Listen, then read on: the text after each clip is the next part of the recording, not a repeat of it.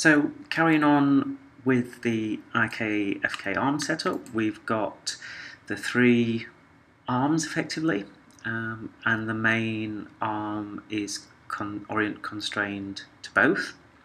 So this one we'll just deal with setting up the control and putting in an attribute ready for the switch, and then I'll do another video where we kind of set it all up with set driven keys. Okay, so let's look at setting up a control. So for the arms, I generally put the IKFK switch on the clavicles because the clavicles are always present.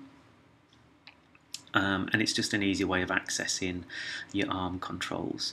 So I'm just going to again create a NURBS circle and put it down here for now, and that should be fine. So if you remember, the command we're going to trick Maya into attaching this NURBS circle to the clavicle joint itself. So we're not going to need any constraints or anything like that. It's kind of a clean way of attaching this NURBS circle to the joint, so it effectively we're creating a handle for that joint. And to do that is to parent the shape node of this circle to the joint itself. So there's a tiny little bit of scripting, and what you need to do is type in parent space minus S, which is the flag for shape node, minus R for relative. Now, with parenting, we want the child first. So this, we're parenting this to the joint, so this NURBS circle is the child, but we want the shape node, so you can see underneath shape, when I click on the circle, you can see it here. So I'm just going to copy this and paste it here, and I'm wanting to parent it to the joint. Again, copy the name of the joint and paste it here.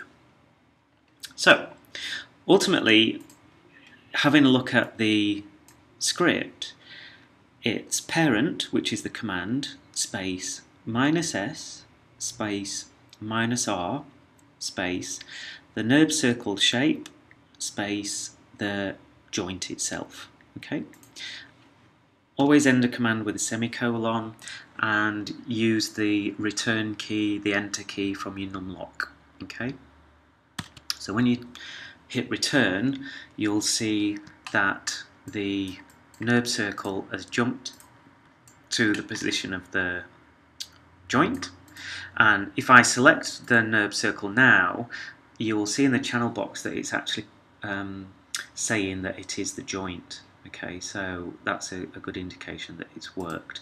So if I select this NURBS circle and rotate it, it's actually rotating the joint. So the NURBS circle is now effectively a nice visual handle for the joint. Okay. Now it's kind of in the way.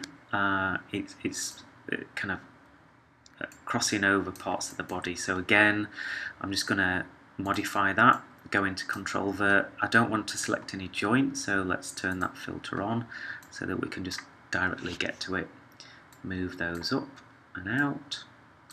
Scale it down, maybe.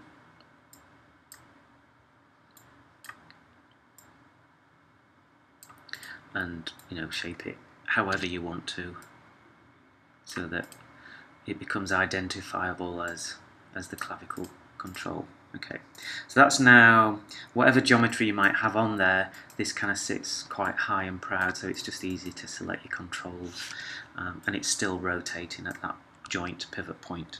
Okay, so that's all working nicely. Again, for the clavicles, all I'll ever be doing is rotating them. So just generally, before you publish your rig, you will lock and hide things that you don't need to. So it's just literally when I select it, you've just got rotations on there. Okay. So the last thing, we'll set up an attribute, which is the IKFK switch. So select the control and go to Modify, Add Attribute, and literally the attribute we want is the enum. So click on enum, and it automatically defaults to green and blue. So it's just trying to put in a selection for you. So I'm going to select the green and change that to FK, and I'm going to select the blue and rename that to IK. So you can go in and customize it as you want. So I've got FK, IK, and the name of the attribute. Be very careful because it's very picky about characters so I don't think it likes space or dash signs or anything like that. So I'm just going to call it IK FK switch. Name it as you want to and click on OK. Alright, so by selecting the control handle, you will see now that I've got this attribute I've added, IKFK switch, and because it's the enum, if I click on FK, it gives me the little menu, so I can change it to IK and I can change it to FK. So that's the switch all prepared. We've got the ARM ready set up, so now I'll record the last video where we hook everything together and it becomes a nice easy controlled switching system.